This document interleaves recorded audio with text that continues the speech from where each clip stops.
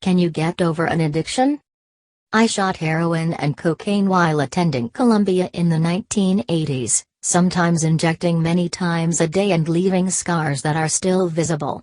I kept using, even after I was suspended from school, after I overdosed, and even after I was arrested for dealing, despite knowing that this could reduce my chances of staying out of prison. My parents were devastated. They couldn't understand what had happened to their gifted child who had always excelled academically. They kept hoping I would just somehow stop, even though every time I tried to quit, I relapsed within months. There are, speaking broadly, two schools of thought on addiction. The first was that my brain had been chemically hijacked by drugs, leaving me no control over a chronic, progressive disease. The second was simply that I was a selfish criminal, with little regard for others, as much of the public still seems to believe.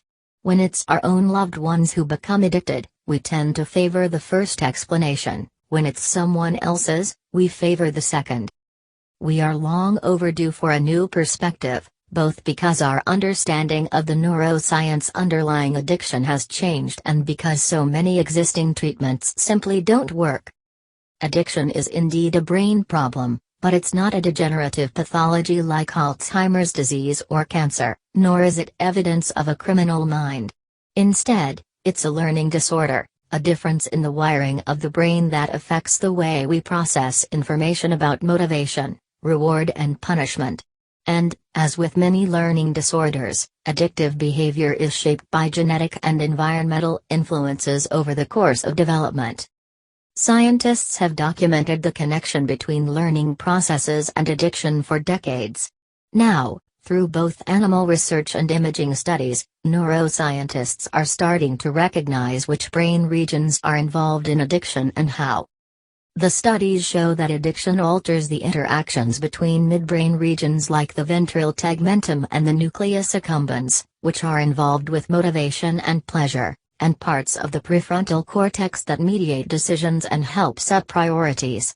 Acting in concert, these networks determine what we value in order to ensure that we attain critical biological goals, namely, survival and reproduction.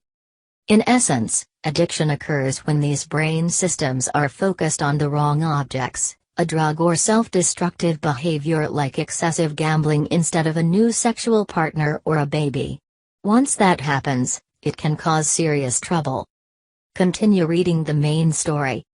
If, like me, you grew up with a hyperreactive nervous system that constantly made you feel overwhelmed, alienated and unlovable, finding a substance that eases social stress becomes a blessed escape. For me, heroin provided a sense of comfort, safety and love that I couldn't get from other people. The key agent of addiction in these regions is the same for many pleasurable experiences: dopamine. Once I'd experienced the relief heroin gave me, I felt as though I couldn't survive without it. Understanding addiction from this neurodevelopmental perspective offers a great deal of hope. First, like other learning disorders, for example, attention deficit hyperactivity disorder or dyslexia, addiction doesn't affect overall intelligence.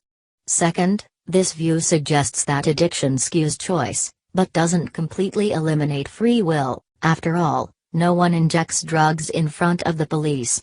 This means that addicts can learn to take actions to improve our health, like using clean syringes, as I did. Research overwhelmingly shows such programs not only reduce HIV, but also aid recovery.